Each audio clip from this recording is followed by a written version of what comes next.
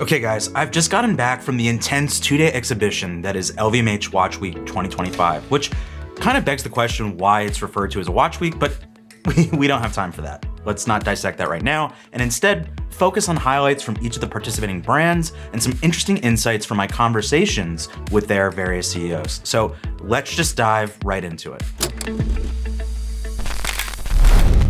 Let's start with Zenith. Zenith is celebrating its 160th anniversary this year, so perhaps the brand has elected to reserve its more elaborate novelties, for lack of a better phrase, for Watches and Wonders. But for LVMH Watch Week, the brand debuted 3 new references. 2 new Day-Fi Skyline Skeleton chronograph watches that create, continuity within the Skyline range, bringing the more symmetrical, dateless aesthetic to the Skyline chronograph. And then the third, which certainly made, more of a visual splash amongst the group's releases of the week, which is a Chronomaster Sport Rainbow. The first ever Chronomaster Sport to have a white gold case and bracelet, and this watch, priced at $112,100, is limited to 50 pieces per year. So not a limited edition, just limited in production per year. And it's set with 5.36 carats of gemstones across the bezel and dial, a rainbow mix of sapphires with diamonds incorporated into the bezel to offer a sense of the 1/10 of a second timing scale the watch is known for. While I was very pleased to see and hold these new watches, a highlight of the meeting for me was Zenith CEO Benoit Declercq's elaboration on the recently revealed expansion of Zenith's movement production, and the seeds of this expansion are already blooming. Though they had planned to do this regardless, Zenith is looking to refine the El Primero movement further, reduce the number of components and the amount of time required for assembly, which in turn increases the ease of assembly. This will allow more movements to be produced and the other group brands to have an easier time engaging with the movement in their own efforts.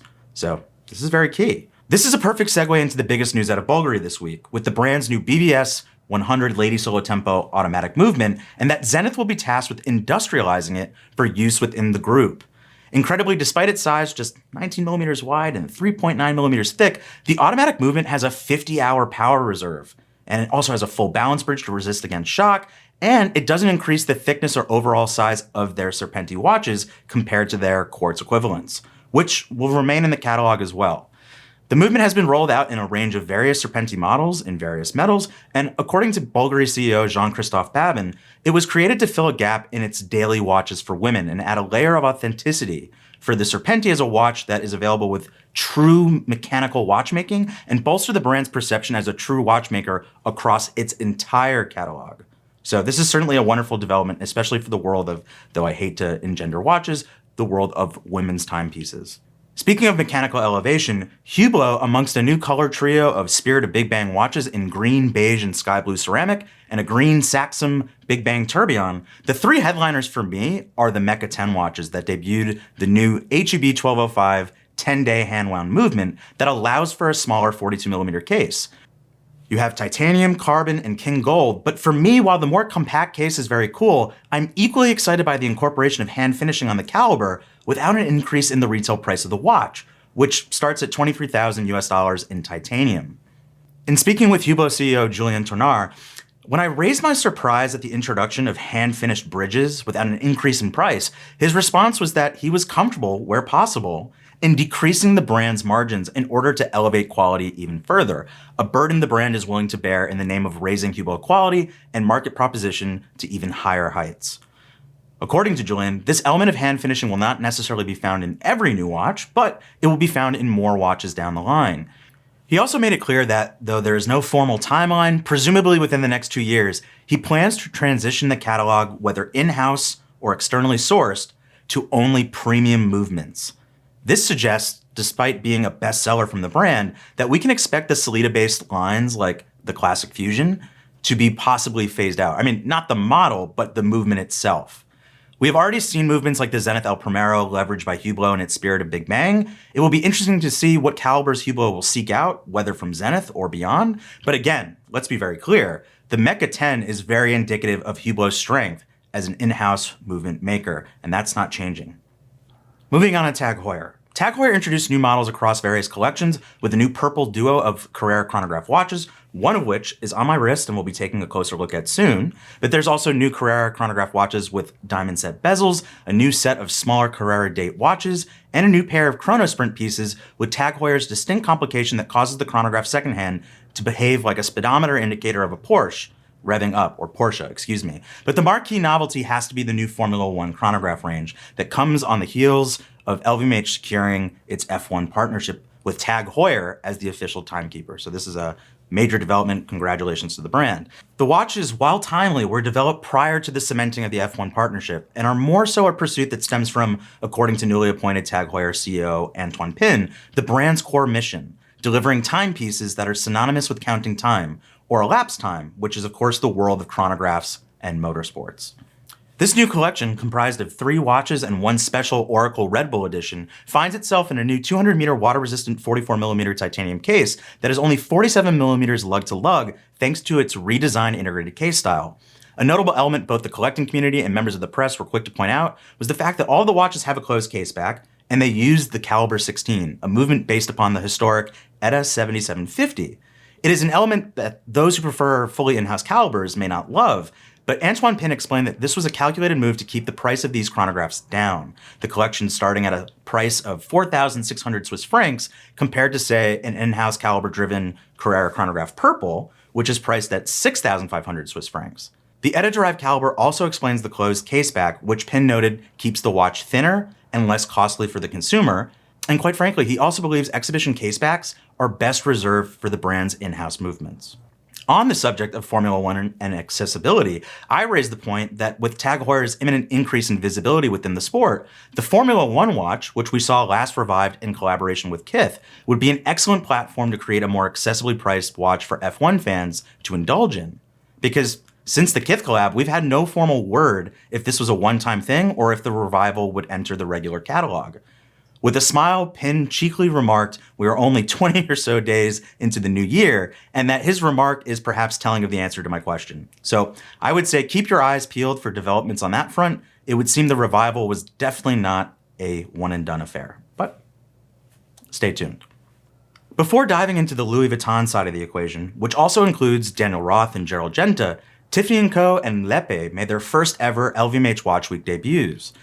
It was great to get more intimate with Lepe's sculptural kinetic timekeeping objects and better understand its uninterrupted history since 1839 and how its CEO, Arnaud Nicolas, believes the acquisition of the brand by LVMH last year has not made them any less independent. In fact, quite the opposite. As a manufacturer really in its own lane with little to no competition, it appears LVMH seeks to only support Lepe's artistic freedom. Its presented novelty is a new high-end fully mechanical watch box made of transparent acrylic glass, which upon pressing down on the lid, opens it up and springs the watch cushion up to present your timepiece to you. And closing the box winds the mechanism back up so that when you press the lid, the mechanism can perform its purpose again. It has a price of $12,000 US, which I suspect most of you watching this would prefer to reserve for your next watch purchase, but for mega collectors, this is a very deluxe presentation box to store your watch in.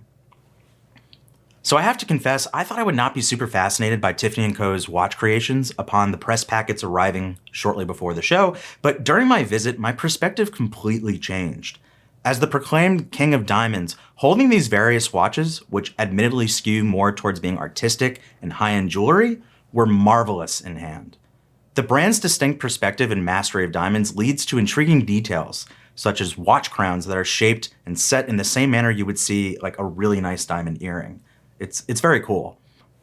Plus, to be fair, the brand has dabbled in high complication with pieces like the bird on a flying tourbillon, a high horology evolution of its famed bird on a rock motif that is driven by a 60-hour flying tourbillon movement developed with our time that, and I've never seen this, has diamond set bridges. It's insane in person. Tiffany & Co. as a watchmaker, I think, is a bit misunderstood. It's clear the brand is very comfortable playing at the high end, but I hope to see, proportionally speaking, more accessible creations down the line. And I also believe the brand is a perfect candidate to explore Bulgari's new Lady Solo Tempo automatic movement, at least once industrialized, and manufactured for the group at large. Okay, on to Louis Vuitton. The key through line for the brand's watch debuts was the introduction of a new Tambour Taiko case shape, named after the large drums used in Japan for ceremonial occasions. This new case shape still retains signatures of the tambour profile seen in the lineup of the recently released bracelet watches that we've come to really enjoy, but has been refined to be slimmer, include a new lug design that requires hand finishing on the reverse side, and a domed case back that decreases perceived thickness and increases ergonomics and comfort on the wrist. The new 37mm Tambour Tyco case is used within the new Convergence range, a handsome watch that introduces the visual curiosity of a dragging digital hours and minutes display. Because the display does not jump and instead smoothly drags over time, the watch has a less static feeling display, and the aperture can actually be larger rather than simply framing the current hour or minutes. On the rose gold model, the case is entirely mirror polished to the point that you can not only check the time quickly, but also check your hair or makeup. It really is a mirror on the wrist, and I'm sure people are worried about it scratching. In platinum, however, this mirrored real estate is replaced with a full diamond setting that is comprised of 7 different stone sizes and requires 32 hours of meticulous work to complete for each watch. Both are driven by the first fully in-house caliber from Louis Vuitton, the 45-hour automatic LFR MA01.01, which is exhibited to reveal its fine finishing on both casebacks. In 39.5mm and 42.5mm iterations of the new Tambour Tyco case, the next generation of spin time watches, 6 in total, were introduced, the through line being a distinct dolphin blue color scheme throughout all of the watches. The larger 42.5mm time spin air watches have the distinction of being transparent and varied in complication, such as a world timer or a tourbillon. But for the two 39.5mm variants, which are both time only and outfitted with a closed case back, the pair does have the advantage of being more water resistant with a higher depth rating of 100 meters. There's so much to explore within this new range, so stay tuned for a dedicated video down the track coming from us soon. Gerald Genta's Sea Urchin-inspired sequel is not something I felt I would initially find the most fascinating, but again, in hand, it was one of the watches that caught my interest the most during the fair. This is undoubtedly a but look closer watch, in which you discover details like a sapphire crystal that is faceted on its underside in order to create reflective lines on the orange cornelian dial that create the illusion of a three-dimensional surface while also keeping the 36.5mm watch thin, below 10 millimeters thick.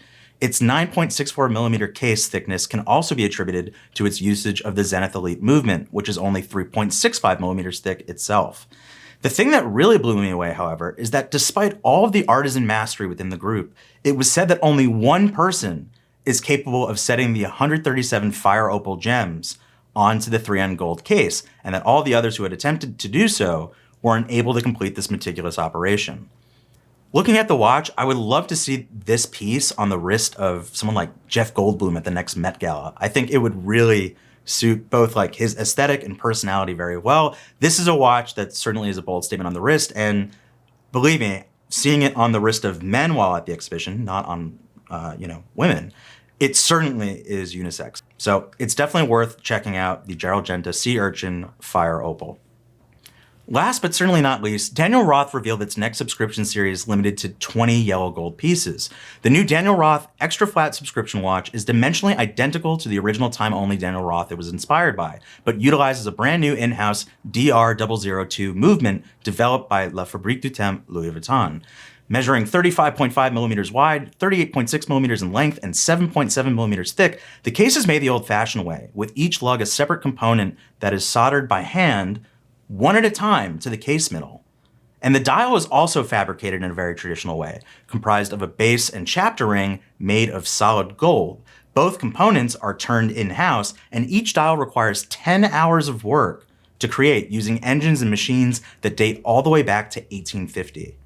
Now, while faithful, it is a shame the new 70-hour DR002 movement is hidden behind a solid caseback, as its perlage, beveling, and striping decorations are performed to a very high standard befitting of the brand. So I kind of wish I could see it, but I get that they're remaining faithful to the original design. Now, though this yellow gold piece is limited, the brand has stated that an extra flat model or extra flat model will follow it to join the Daniel Roth catalog. But definitely look, of all the pieces introduced, this would certainly be the connoisseur's novelty of choice. So look, overall, while I won't say each and every single novelty of the fair was necessarily show-stopping, at least from my personal perspective, the single biggest key takeaway of the fair was definitely the future of the entire LVMH watch division as a whole, its synergy, cohesiveness, and in-group collaboration, which will ultimately serve to uplift all of its watchmaking and allow each brand to produce its best work. Most CEOs we met with, all in some form, one way or another, mentioned the idea of honing in on what they do best, not trying to do everything, rather just the right things for their brands. It is already a strong bunch of watchmakers, and all signs are pointing to the fact that the group will only get better and better. And this is only a taste of what's to come, with Watches and Wonders only a few months away. So, look, for now, let me know in the comments what your favorite LVMH Watch Week 2025 novelties are, and your thoughts on some of the comments and developments I've shared from my conversations with the brand CEOs from across the group. Thanks for tuning in, and be sure to hit that subscribe button so you can be tuned in to all of our next and latest upcoming videos. As I've said before, 2025 is going to be an even bigger and better year for Time and Tide Video, so we don't want you to miss out. Hit that subscribe button and you certainly won't. And even better, hit that bell icon so you can be notified when our next videos come out. And as always, see you on the next one.